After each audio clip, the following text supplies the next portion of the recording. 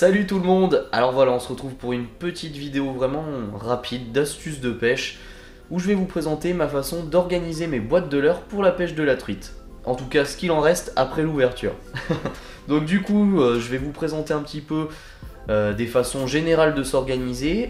Ensuite, ma façon vraiment personnelle que voilà, j'apprécie particulièrement après avoir pêché après avoir vécu mes expériences de pêche. Je trouve que c'est la façon la plus optimale de s'organiser pour la pêche de la truite. Et puis je vous parlerai un petit peu du matériel, vraiment de la boîte, comment vous pouvez trouver quelques astuces pour vous régaler au bord de l'eau. On n'a qu'à commencer directement. Alors voilà. Moi j'utilise une boîte, voire plusieurs boîtes de la marque Decathlon. Voilà, c'est pas des boîtes très chères, ça doit coûter 2 € la boîte. Donc voilà, boîte Decathlon que je garnis d'une mousse. Donc voilà, c'est de la récup. Vous pouvez trouver ça un peu de partout, il faut fouiner et récupérer des petites mousses. Et cette mousse va vous permettre en fait de fixer vos leurres. Et ça va éviter premièrement qu'ils s'en mêlent entre eux. Et deuxièmement, de faire un peu de limiter le bruit aussi que vous pouvez faire. Voilà, ça évite le côté maracas qu'on peut avoir au bord de l'eau. Donc voilà, une mousse au fond de la boîte, calée comme ça bouge pas, faut la découper un peu plus large que la boîte, comme ça elle est bien calée. Voilà pour la petite astuce de la boîte. Maintenant, au niveau de la façon de m'organiser vraiment... Avant ça, je vais vous présenter un petit peu des façons générales. Donc vous pouvez vous organiser en mettant des actions, par exemple en regroupant des leurres qui auront la même action de nage. Par exemple des leurres qui vont nager très profond. Ensuite, dans une autre boîte, vous pouvez mettre des leurres qui vont nager à mi-hauteur.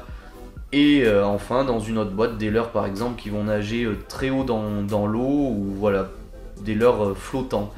Vous pouvez aussi organiser vos leurres par rapport à leurs coloris, des coloris naturels, des coloris flashy. Voilà, des actions en fonction des spécificités en fait de vos leurres. Si vous avez par exemple beaucoup de leurres coulants, vous faites une boîte de leurres coulants. Si vous avez une boîte de leurres suspending, c'est bien aussi, vous pouvez compléter comme ça. Mais moi ce que je préfère, c'est avoir plusieurs actions de nage au sein d'une même boîte. Ça m'évite de changer, d'avoir plein de boîtes, d'ouvrir plein de boîtes quand je veux changer un leurre, et c'est beaucoup plus pratique. Et je vais à l'essentiel dans une boîte, c'est-à-dire que je mets que quelques types de leurres, et vraiment c'est un concentré en fait de mes boîtes de leurres qui se retrouvent dans une seule boîte. Donc voilà, pour vous représenter un petit peu tout ça, je vais vous expliquer très simplement comment je m'organise. Donc je pars du principe qu'il me faut un leurre par type de courant. Typiquement, pour un courant rapide et profond, je vais avoir besoin d'un type de leurre. Et par exemple, je vais utiliser un leurre à flanc plat. Notamment là, si je compose ma boîte, je vais mettre un D-Insight de chez Smith.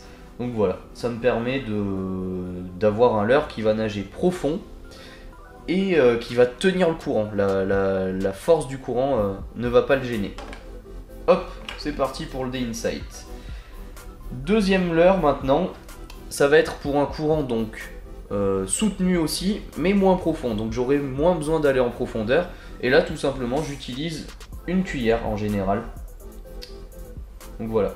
Là pour la petite illustration, c'est une ARS de chez Smith qui est vraiment d'ailleurs superbe.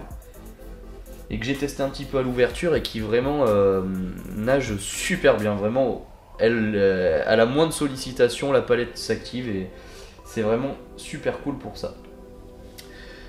Donc la cuillère peut être bien aussi pour des courants forts et qui sont très peu profonds. Donc là on a en résumé un leurre pour un courant fort et profond, un leurre pour un courant fort et profond, de très peu profond à une profondeur relative.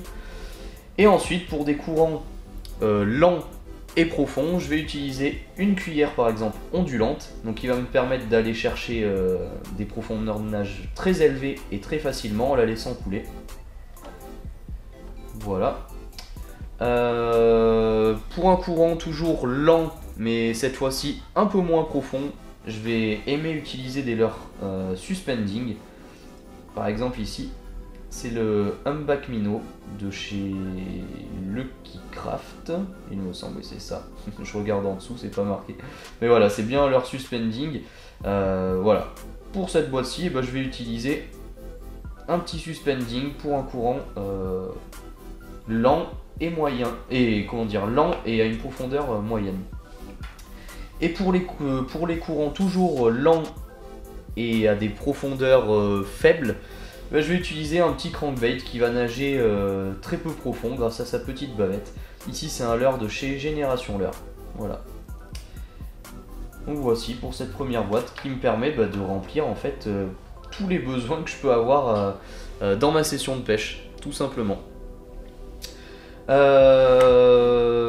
Ensuite, ce que j'aime bien faire, c'est avoir le choix de pouvoir remplacer en fait un petit peu tous mes leurres. J'aime bien pouvoir tester de nouveaux leurres. Donc voilà, là j'ai un petit peu mon stock de leurres si vous voulez. Et quand j'ai une envie particulière, eh bien je remplace un des leurres et j'en mets un nouveau. Ça se fait souvent juste avant d'aller à sa session de pêche. J'ai souvent ça avec moi au bord, enfin pas au bord de l'eau justement, par exemple en voiture. Quand je me prépare, je me dis tiens, comment je vais composer ma boîte aujourd'hui. Et j'ai envie de tester ce leurre là, donc je vais par exemple remplacer, je sais pas, la cuillère ondulante par un Rapala par exemple Countdown, donc qui va me permettre pareil d'aller pêcher très profond en le laissant couler, mais au moins voilà, ça me permet d'avoir une action différente et peut-être quelque chose d'un peu plus naturel avec des eaux par exemple un peu plus claires. Ensuite, si j'ai envie de pêcher, pareil avec, je me dis j'ai envie de pêcher dans des courants profonds, mais voilà, le Day Insight aujourd'hui je vais le laisser de côté. Eh bien, je peux essayer un leurre comme celui-ci qu'on appelle, si j'arrive à m'en saisir, qu'on appelle un Longbill Minnow. Donc ici, c'est le Ridge 56, donc flottant. Et donc grâce à sa bavette et ses flancs plats, eh bien, il va me permettre d'aller nager, enfin de trouver des profondeurs élevées et de tenir les forts courants. Donc voilà. Voilà comment ma boîte peut être aussi. Toujours en fonction de la profondeur de nage et de la force du courant. Ce que j'aime bien faire aussi, pour terminer, c'est avoir par exemple des leurres, une deuxième boîte de leurres mais plus gros cette fois-ci, toujours dans la même logique, courant profond et fort jusqu'à courant faible et très peu profond. Et bien par exemple, voilà, là on a un exemple aussi typique en image.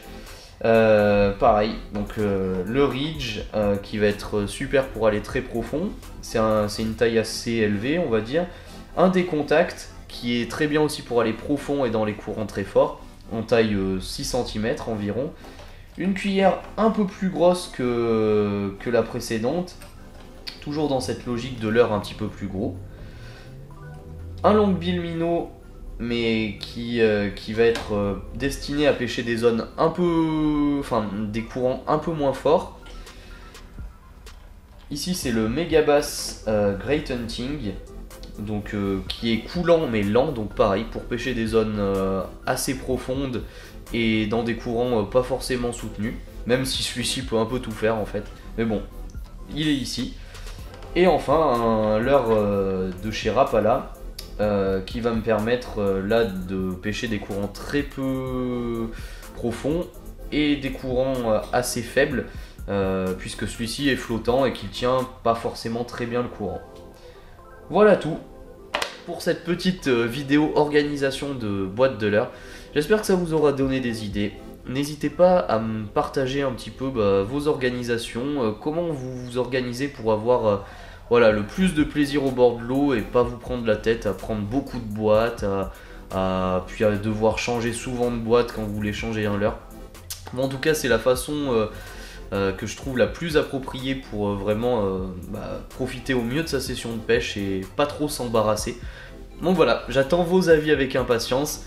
Et puis nous, on se retrouve très vite au bord de l'eau. Allez, salut tout le monde!